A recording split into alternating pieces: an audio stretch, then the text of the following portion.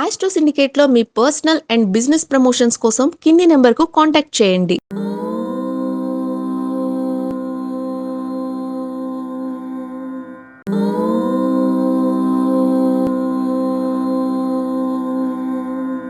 ఓం శ్రీ గురుభ్యో నమః. హరి ఓం. వాగర్ధావివ సంపృక్తౌ వాగర్ధ ప్రతిపత్తయే జగతః పితరౌ వందే పార్వతీ పరమేశ్వరౌ. ఓం నమో నారాయణాయ. మాఘస్నానాలు ఆచరిస్తున్న అందరికీ కూడా మాఘమాస శుక్లపక్ష పాడ్యమి నుంచి పౌర్ణమి వరకు ఈ యొక్క మాఘమాస స్నాన విధి మాఘమాస పౌర్ణమితో పరిపూర్ణమవుతుంది. ముఖ్యంగా ఇక్కడ 4 రాసుల వారు ఈ మాఘస్నానాన్ని తప్పక ఆచరించాలి. మిగిలిన వారందరూ కూడా ఈ స్నానాన్ని ఆచరించాల్సిందే. సమస్త పాపముల నుంచి విముక్తి పొందడానికి, సూర్యనారాయణ మూర్తి యొక్క అనుగ్రహాన్ని పొందడానికి అందరము కూడా మాఘస్నానం చేయాలి. కానీ ప్రత్యేకంగా ఈ మాఘస్నాన విధిని ఆచరించాల్సిన 4 రాసులు. అందుకే మీరు తప్పకుండా మన ఛానల్ని సబ్స్క్రైబ్ చేసుకోవాలి. సబ్స్క్రైబ్ చేసుకుంటేనే 10 మందికి విషయం తెలుస్తుంది. ఇటువంటి ముఖ్యమైన విషయాలు ధర్మసింధువు మరియు అనేకమైనటువంటి ఇతర గ్రంథాల నుంచి, కౌస్తుభ గ్రంథాల నుంచి ఇవన్నీ కూడా సేకరించి మీ ముందుంచే ప్రయత్నం చేస్తున్నాను నేను. అయితే ఈ మాఘస్నానం 15 రోజులు ఉంటుంది. అంటే 30 రోజులు కాదా అండి? అంటే మాఘస్నాన విధి మాఘశుద్ధ పాడ్యమి నుంచి పౌర్ణమి వరకు ఉంటుంది. కాబట్టి తప్పకుండా ఈ మాఘస్నానం ఆచరించాల్సిందే. వీలైతే సముద్ర స్నానం లేదా చెరువులో ఉన్నటువంటి స్నానం లేదా ఇంట్లో ఉన్నప్పుడు తప్పకుండా ఆ యొక్క నీటి పాత్రలో గోరువెచ్చటి నీళ్ళు స్నానం లేదా స్నానం శుద్ధమైనటువంటి చన్నీటి స్నానం ఆచరించాలి. అలా మనం స్నానం చేసినప్పుడు తప్పకుండా గంగే చ యమునే కృష్ణే గోదావరి సరస్వతి నర్మదా సింధు కావేరి జలేస్మిన్ సన్నిధిం కురు అనుకుంటూ స్నానం చేయొచ్చు. సాక్షాత్తుగా మనము చెరువులోనో సముద్రంలోనో స్నానం చేస్తున్నట్టయితే ఆ సూర్యనారాయణమూర్తికి నమస్కరించి మనం తప్పకుండా ఈ యొక్క మాఘ స్నానాన్ని ఆచరించాలి. మరి 15 రోజులు చేయలేకపోయినాం స్వామి, ఏదో ఏకాదశి చవితి రోజున ఇలా చేసాం మేము, మరి సంపూర్ణమైనటువంటి మాఘ స్నాన యోగ్యత పొందడానికి ఏమి చేయాలి, ధర్మశాస్త్రం ఏం చెప్పబడింది, ఆయా రాసులు ఏమిటి, ఏ రాసుల వారు ఈ యొక్క స్నానం తప్పక ఆచరించాలి? అన్ని రాసుల వారు తప్పక ఆచరించాల్సిందే. అత్యంతమైనటువంటి నిష్ఠతో 4 రాసుల వారు చేయాలి. ఆ విషయాన్ని గమనించుకోండి. ఆ యొక్క రాసుల వారు ఎవరో తర్వాత చెప్తాను నేను. ఇక మాఘస్నానమునకు ప్రత్యేకంగా సంకల్పం ఉంటుంది. ఒకరోజు మాఘస్నాన ప్రారంభంలోనే ఈ సంకల్పం చేసుకోవాలి. ఇక్కడ మాఘస్నాన ఉద్యాపన ఉంటుంది ఒకటి. ఈ ఉద్యాపన సమయంలో ఏం చేయాలి? మనకి వీలైనవి కొన్ని చేయండి, తప్పకుండా కొన్ని చేయవచ్చు. సూర్యనారాయణమూర్తి సాక్షాత్తుగా సర్వేశ్వరుడైనటువంటి ఆ యొక్క నారాయణుని స్మరిస్తూ మనము చేసేటువంటి ప్రక్రియ ఇది. మనకి రేపు శనివారం రోజున అంటే 31/1/2026 శనివారం రోజున ఈ యొక్క చతుర్దశి మాఘ మాసంలో శుక్లపక్ష చతుర్దశి వస్తుంది. కాబట్టి ఈ సమయంలో మనం చేయాల్సినటువంటి ఒక సంకల్పం ఉన్నది. అంటే ఈ 2 రోజులు చేసినా సరే మనకి మాఘస్నాన పక్షం మొత్తం కూడా మాఘస్నానం చేసిన పుణ్యఫలం దక్కుతుంది అన్న విషయాన్ని గమనించుకోండి. మరి ఏమిటది అంటే చతుర్దశి రోజు సంకల్పం చేయాలి. సూర్యోదయానికి పూర్వమే లేచి మనం స్నానం చేసి సంకల్పించుకోవాలి. ఇంటి దగ్గర కానీ లేదా ఎక్కడైనా సరే, వీలైతే నదీ తీరందరికి వెళ్ళి కూడా చేయొచ్చు. కానీ స్నానం సంకల్పం చేసి అప్పుడు నదీ స్నానానికి తప్పకుండా వెళ్ళాలి, సముద్ర స్నానం చేయాలి. మరి ఏమని సంకల్పించాలి అని అడిగితే, పవిత్రే ప్రసవిత్రే చ పరంధామ జలే మమ త్వత్తేజసా పరిభ్రష్టం పాపం యాతు సహస్రదా దివాకర జగన్నాథ ప్రభాకర నమోస్తుతే పరిపూర్ణం కరిష్యేహం మాఘస్నానం తదాజ్ఞయా అన్నటువంటి శ్లోకాన్ని మనం చెప్పుకొని సంకల్పం చేయాలంటే ఈ మంత్రము చెప్పి సంకల్పము చేసుకోవాలి. ఇప్పుడు చతుర్దశి రోజు అనగా రేపు 31వ తేదీ ఉదయమే చేయాలి ఇది. అలా చేసినప్పుడు మనకి ఆ యొక్క సూర్యనారాయణ మూర్తి యొక్క అనుగ్రహాన్ని పొందుకొని ఆ దివ్యమైనటువంటి ఉత్తరాయణ పుణ్యకాల ప్రభాకరుడి యొక్క అనుగ్రహాన్ని పొందుకొని సమస్త పాపములను హరింపజేసేటువంటి పుణ్యమైనటువంటి రోజు చతుర్దశి. ఈ రోజున మనము అంటే శనివారం రోజున మనము తప్పకుండా స్నానమాచరించి సంకల్పం చేసుకొని ఉపవాసము నక్తముగా ఉండాలి. తప్పనిసరిగా నక్తం ఉండాలి. మనం ఆ నక్తముగా ఉండి మాధవ పూజలు చేయాలి. అంటే ఆ శ్రీమన్నారాయణుని పూజించాలి. పురుసూక్త విధానంగా స్వామికి అభిషేకము, షోడశ ఉపచార పూజలు చేసి ఆ రోజు స్వామివారికి నైవేద్యాలు సమర్పణ చేసి మర్నాడు ప్రాతకాలంలో లేచి ఎప్పుడు 1/2/2026 ఆదివారం. ఇక్కడ విశేషం ఏంటంటే మనకి పౌర్ణమి కూడా ఆదివారం రావడం, సూర్యనారాయణమూర్తి యొక్క ఆ రోజు పౌర్ణమి కావడం విశేషమైనది. బగంధరాది, కుష్ఠవ్యాధి, ఇతరత్ర గుల్మ వ్యాధులు, ఈ యొక్క ఎటువంటి వ్యాధులున్నా సరే ఆ వ్యాధులన్నీ కూడా నయము అవ్వగలిగేటువంటి సుదినం. కాబట్టి నారాయణమూర్తికి ఇచ్చినటువంటి ఆదివారం రోజున మనము తప్పనిసరిగా పౌర్ణమి వచ్చినందువలన అన్ని రాసుల వారు స్నానం తప్పక ఆచరించాలి. ఈ విషయాన్ని గమనించుకోండి. మరి ఇక్కడ ఏ రాసుల వారు స్వామి చెప్తా అన్నారు కదా అంటే ముఖ్యంగా మీనరాశివారు, తదుపరి మిథున రాశివారు, ఆ తదుపరి కన్యా రాశివారు, ఆ తదుపరి ధనుస్సు రాశివారు.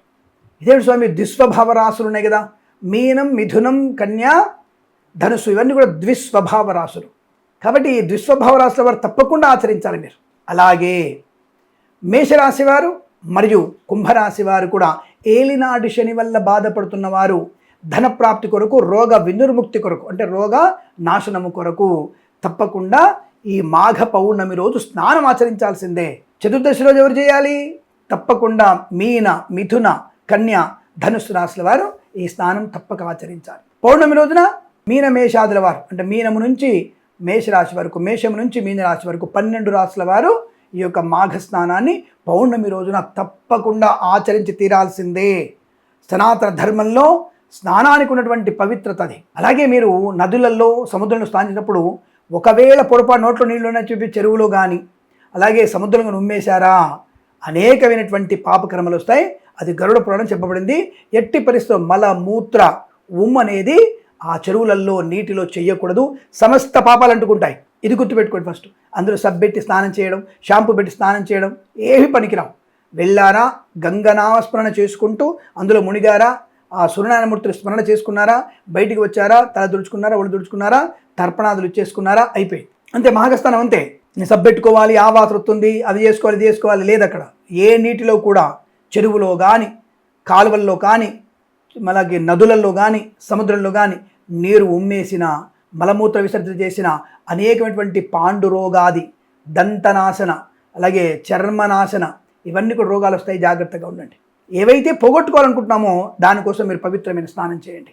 అలాగే మనము చతుర్దశి రోజున మనం నక్తముగా ఉంటూ మరునాడు మాధవ పూజ చేసి తిలలు, అంటే తెల్ల నువ్వులు, అన్నము 2 కూడా కాస్త ఆ 2 కలిపి ఆవుని అందులో వేసి ఆ యొక్క పదార్థముతో నారాయణాయ విద్మహే వాసుదేవాయ ధీమహి తన్నో విష్ణు ప్రచోదయాత్ స్వాహ అన్నటువంటి నామంతో అష్టోత్తరం 108 పర్యాయాలు కనుక మీరు ఆ స్వామికి హోమం చేయగలిగితే, ఎప్పుడు పౌర్ణమి రోజున హోమం చేయగలిగితే అదృష్టయోగము, నారాయణుడి ఆ ప్రభాకరుడి యొక్క అనుగ్రహాన్ని పొందుకోవచ్చు. ఈ విషయాన్ని గమనించుకోండి. అలాగే ఈ హోమం అయిపోయిన తర్వాత పూర్ణాహుతి పూర్తి చేసుకొని ఆజ్య పూర్ణాహుతే, అంటే నెయ్యితో పూర్ణాహుతి చేసేసి ఇక్కడ తెల్ల నువ్వులు, శర్కర, ఈ తెల్ల నువ్వులు శర్కర కలిపినటువంటి మోదకాలు ఉంటాయి. చిన్న చిన్న ఉండలు కట్టండి, చిక్కిస్ లాంటివి ఉండలుగా కట్టి అప్పుడు తప్పకుండా ఈ యొక్క నామస్మరణ చేసుకుంటూ ఆ స్వామివారి ప్రసాదాన్ని మనం స్వీకరించే ప్రయత్నం చేయాలి. ఈ 30 మనము అవి చేసుకున్నాం కదా, 30 ఉండలు చేసుకున్నాం కదా, వాటిని మోదకాలు అంటారు. ఆ మోదకాలని వాయనం ఇవ్వాలి. ఎవరికైనా సరే ముత్తైదువులకు కానీ బ్రాహ్మణుడికి కానీ వాయనం ఇవ్వాలి. ఆ పదార్థాన్ని వాయనంగా ఇవ్వాలి. అలా చేయడం వల్ల మనకి ఆ పరంధాముడి యొక్క అనుగ్రహాన్ని పొందుకుంటాం. అప్పుడు ఈ యొక్క దానం ఇచ్చిన తర్వాత సవిత ప్రసవస్త్వం హి పరంధామ జలం మమ త్వత్తేజస పరిభ్రష్టం పాపం యాతు సహస్రదా దివాకర జగన్నాథ ప్రభాకర నమోస్తుతే పరిపూర్ణం కురుష్వేహ మాఘస్నానం జషపతే. పూర్ణిమ స్నానము చేసిన వారికి సంపూర్ణమైనటువంటి మాఘస్నాన ఫలితం దక్కుతుంది.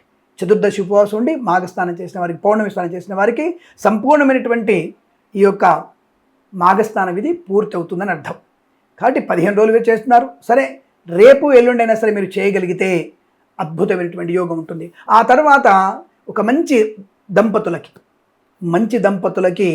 తప్పకుండా మంచి వస్త్రాలు, యోగ్యమైనటువంటి వస్త్రాలు, సప్తధాన్యములు, యవలు, తిలలు, అలాగే పెసర్లు, కందులు, మినుములు, ఈ సప్తధాన్యములు దానము చేసి దంపతులకు, బ్రాహ్మణులకు మంచి, అంటే ఒక షడ్రుచులతో లేదా మంచి పంచభక్ష్యములతో వారికి అన్నం పెట్టినట్టయితే అద్భుతమైనటువంటి యోగం కలుగుతుంది. సూర్యోమే ప్రియతాందేవ విష్ణుమూర్తి నిరంజన ఏవం మాఘప్లవీయతే భిత్వా దేవం దివాకరం పరివ్రాఢ్యోగయుక్తశ్చ రణేచాభిముఖో హతః.